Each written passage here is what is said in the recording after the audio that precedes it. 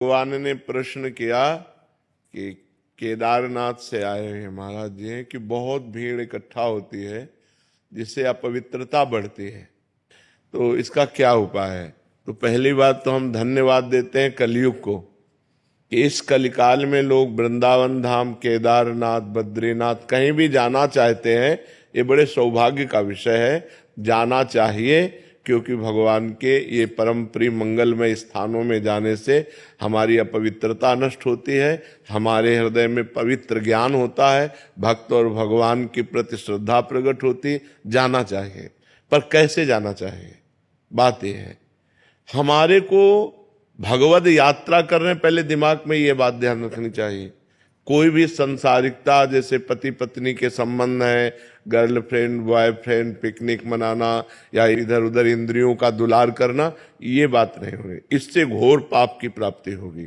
जैसे आप यहाँ कोई संसार में पाप हो जाए और आप वृंदावन धाम आए, केदारनाथ गए, बद्रीनाथ गए, तो आपके पाप नष्ट हो जाएंगे, क्योंकि परम पवित्र स्थान में ऐसी क्षमता है। लेकिन वहां पाप कर लिए आप, तो अब त्रिभुवन में कहाँ जाओगे। जहां आपको निष्पाप होने का स्थान भगवान ने बनाया है, यहां जब तप करोगे, व्रत उपवास करोगे तो तुम्हारा मंगल होगा। तीर्थों में उपवास करना चाहिए, चाहे भले एक दिन उपवास करे, खान पान का संयम रखे और ब्रह्मचर्य से रहे। भले एक दिन रुको, 2 दिन रुको, लेकिन ब्रह्मचर्य से रुको। ये पिकनिक मनाने वाला माहौल कि चलो बड़े पहाड़ हैं, बड़ा दृश्य मनोरम है, हम चलकर अपनी काम भावनाओं को और विकास दें, ये विनाश का कार्य होगा, ये पवित्र कार्य नहीं होगा। पूर्व में गांव से जब कोई बद्रीनाथ केदारनाथ जाता था तो वो बोलता था, तुम क्या समझते हो हम केदारनाथ हुआ है, क्या झूठ बोलेंगे।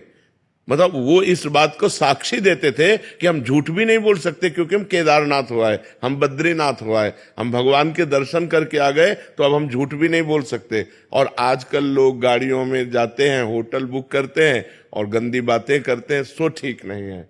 जाना तो ठीक है, लेकिन ऐसे जाना ठीक नहीं कि पिकनिक मनोरंजन अपने मनाने के लिए आप वहां जाओ तो घोर पाप हो जाएगा और उसका निस्तरण नरक में ही होगा, फिर नरक भोगना पड़ेगा। इसलिए ऐसे लोग तो जाएं मत, जिनको विलासिता करनी है वो लोग जाएं, जो तप करना चाहते हैं, जो भजन करना चाहते हैं, जो उपवास करके अपने पापों का नाश करके भगवान के प्रति बढ़ना चाहते हैं, उनको जाना चाहिए। और ये जो लोग विलासिता के लिए जाते हैं, हम कहते मत आओ, क्योंकि यहां पाप कर लोगे तो कहां जाओगे। अब बड़े बड़े होटल बने, होटल बुक किए और बंबई कलकत्ता की जैसी विलासिता करते हैं और पाप करके फिर यहां से चले जाते हैं, तो उनको कहां सुख शांति प्राप्त होगी। तो हम ये विनय करते हैं सबसे कि जैसे धामों में, तीर्थों में, भगवान के पवित्र स्थानों में जाया जाता, वैसे बनकर जाओ। गंदी बातें करने मत जाओ। गंदी बातें करना है तो अपना घर अच्छा है, क्योंकि जब कभी तुम्हारी सद्भावना बनेगी, चलो केदारनाथ चलते हैं, बद्रीनाथ, तो आप पवित्र हो जाओगे। लेकिन वहां यदि पाप किए तो कहां पवित्र होगे।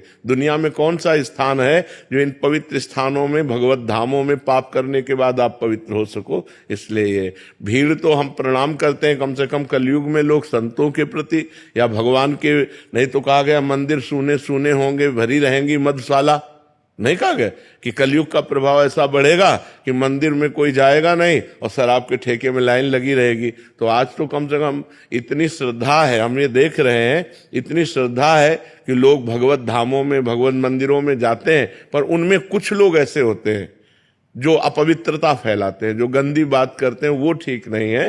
मगर धामों में तो अवश्य जाना चाहिए। भगवान ने कृपा करके अपने धाम को, जैसे बद्रीनारायण विशाल भगवान विराजमान है, जैसे केदारनाथ भगवान, काशी विश्वनाथ, 12 ज्योतिर्लिंग पूरे, भगवत धाम अयोध्या, भगवत धाम वृंदावन, ये सब इसीलिए प्रकाशित है कि जीव से भूल हो जाए, पाप बन जाए, गलती बन जाए, तो इन धामों में, तीर्थों में आने मात्र से, उपवास नाम जप आदि करने मात्र से वो पूर्ण निष्पाप हो जाता है। महाराज जी, कुछ लोग आते हैं कि जो पुण्य कार्य करते हैं, यहाँ भंडारा आदि या शबील आदि लगा ली, जिससे महाराज जी फिर उसके बाद कप वहीं पड़े हैं पूरे नहीं, ये उनको पाप लगता है, क्योंकि धाम में आकर आप पुण्य की भावना से अपवित्रता फैला रहे हो। ये जो दोना पत्तल खा पी के इधर उधर बोतलें फेंक देना है, ये अपवित्रता है।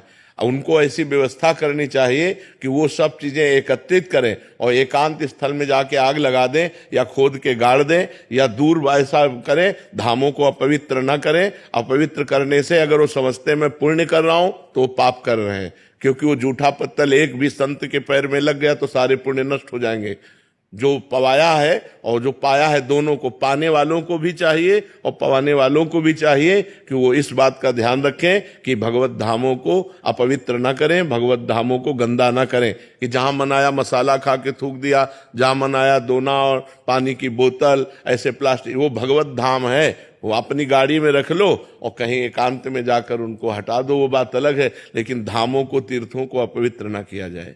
महाराज जी, हाँ, हम सेवा कार्य क्या करें? धाम में जब आए तो क्या कोई सेवा करनी चाहिए? सबसे पहली सेवा है कि आप धाम को गंदा मत करो, न इंद्रियों की विलासिता के द्वारा और न कोई बाहरी आचरण के द्वारा।